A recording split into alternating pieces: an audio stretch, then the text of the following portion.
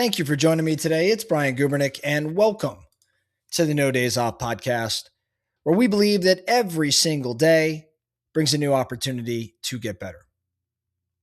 I want to talk about something that I'm seeing show up more and more each day in business. Let's say you're already running a business and it's a good business. Maybe it's going really well. Maybe it's going really, really well. However, somewhere along the way, somebody maybe asks you to coach them, be their business coach, or you start a podcast, or you launch some product, or maybe you create a course to sell, or you get invited to speak on stage, and you said yes to one or all of these things, and then you said yes again, and now you've got this whole other thing, maybe a whole other two or three things, and it's running alongside your core business. Part of you believes it's all connected. Maybe you even talk yourself into believing there's so much synergy and it's all connected. You're building a brand, you're diversifying your income. You perceive it to be really smart. And you know what? There's a good chance maybe it is. But I think part of you, if you're being honest, wonders if the core business would be in a very different place right now if it had gotten 100% of you, if it had gotten all of your attention. It might be rattling around in your head right now. If this is you, well, then today's episode is one for you to tune into, because we're going to talk about what I'm calling this second job era, and what that actually means for entrepreneurs who are already all in. Here's the reality. I think this is more common than most of us believe. Entrepreneurs, our audience here at the No Days Off podcast, entrepreneurs by nature are builders. We have a tendency to see opportunity or perceived opportunity everywhere. Someone asks you for your advice and you think, wow, I could turn this into a coaching program. Or you have a process that works in your business and you start to think to yourself, I could package this up and sell it. You have something to say and you think, you know what, I should start a podcast. And none of those instincts are wrong. I mean, the truth of the matter is I just kind of described myself there. I think that some of the most successful people I know have built extraordinary second and third and even fourth lanes of revenue. But here's what I also know. For every entrepreneur who built a thriving coaching practice alongside their core business, there are probably 5 that let their core business plateau. And that happened while they were chasing the shiny thing. And it plateaued without it being the intention for them to let it plateau. They didn't even realize it was happening. So let me tell you about a friend of mine. I'm going to call him Marcus. Marcus runs a pretty successful real estate investment business. He's built it over the past 8 years. He's got real systems in this business. He's got a really strong, solid team. They have really good results. And a few years ago, Marcus started getting asked to speak at all sorts of events. Then he was asked to coach other investors. Then he launched a course around investment.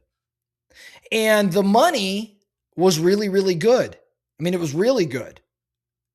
And the coaching and education side alone was pulling in multiple 6 figures. But here's what Marcus told me just a couple of weeks ago. He said, I looked up one day and realized my real estate portfolio hadn't grown in 2 years. I was so busy teaching other people how to invest that I actually stopped investing myself. His core business didn't just collapse, right? It actually just stalled. And in a business where momentum is everything, a 2-year stall is really, really expensive. Now, the second lane that he had created in terms of income, it was real, but so was the cost associated with stalling out his core lane. Now, let me tell you about another friend of mine. I'm going to call her Diana. Diana runs a marketing company, a marketing agency. After about 3 years into building it, she then launched a podcast. She started creating content. She built an audience. And here's what happened. The podcast fed the marketing agency.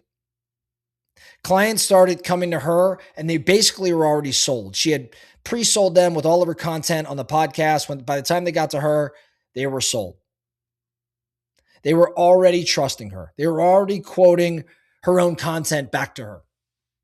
Her close rate went up. Her deal size went up. She became known in her industry in a way that cold prospecting, outreach never could have achieved. And so for Diana, the second lane wasn't a distraction. It was actually rocket fuel for the first one.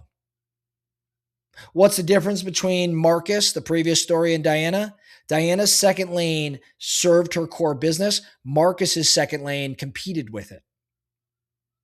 So let's talk about the honest truth of building multiple lanes, because there are real advantages to this. Done right, be it a coaching program or a course or a speaking platform or a podcast or whatever it may be, these things could actually elevate your authority in ways that directly grow your core business.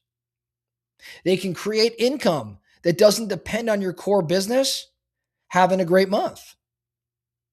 They can open doors, partnerships, referrals, whatever it may be, that just a purely operational focus never could.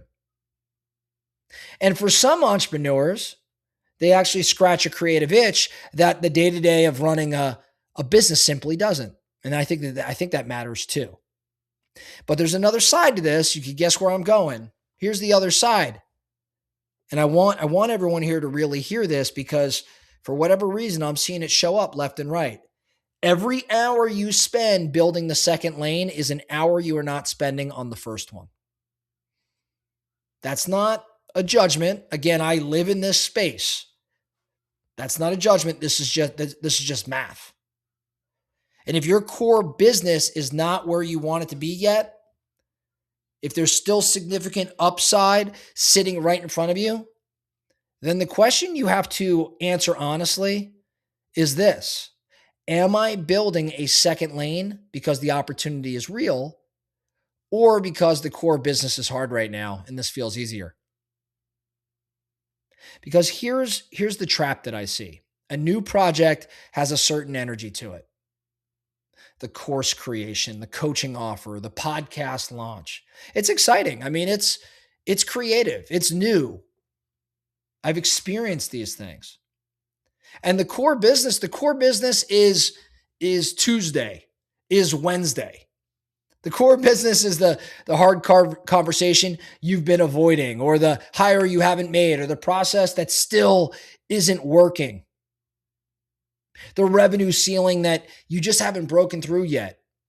And it is very easy, I would argue it's very human, to pour your energy into the exciting new thing while the important thing sits waiting. So here are 3 questions that I want our entrepreneurs here at the No Days Off podcast to sit with, okay? The first question: does this second lane serve my core business or compete with it? Diana's podcast brought clients to her agency. Marcus's mastermind, though, pulled his time and attention away from his investment portfolio. So you got to be honest about which one yours is. Now, the second question I want you to sit with: is my core business at its ceiling or just at a hard part? See, there's a difference between a business that has genuinely been maximized and a business that is in just a hard season, a hard month, a hard quarter that requires your full focus. If it's the latter, the second lane may be costing you more than you know. And here's my third question for you. If I gave my core business everything I'm currently giving to my other projects, where would it be in 12 months? Write that answer down, because that number, that delta, that gap, that's the real cost of the second lane. Now, to be clear, I'm not telling you to shut it all down. Some of you have likely built second, even third lanes that are genuinely working and that are growing your brand, that are growing your income, influencing your impact. If that's you, keep going. But I think for some of you, and you know who you are, some of you have been using the second lane as a reason to not fully show up for the first one. And the core business, I think, deserves better than that. Your team deserves better than that. You built it. You believe in it. Just give it the focus that it's asking for. So this week, I want you to do what I'm going to call an honest audit. All right. I want you to list every lane you're currently operating in, the core business, as well as whatever ancillaries you have going on. And then next to each one, write down the hours per week it's actually getting from you. And then ask yourself, is this allocation building my best future, or is it protecting me from having to go all in on the thing that matters most? See, there's no wrong answer here, but there is an honest one. And I think that honesty, that's where the next level starts for you. That's all I have for you today, the No Days Off podcast. Thank you so much for listening. And remember, every single day brings a new opportunity to get better. So let's get after it.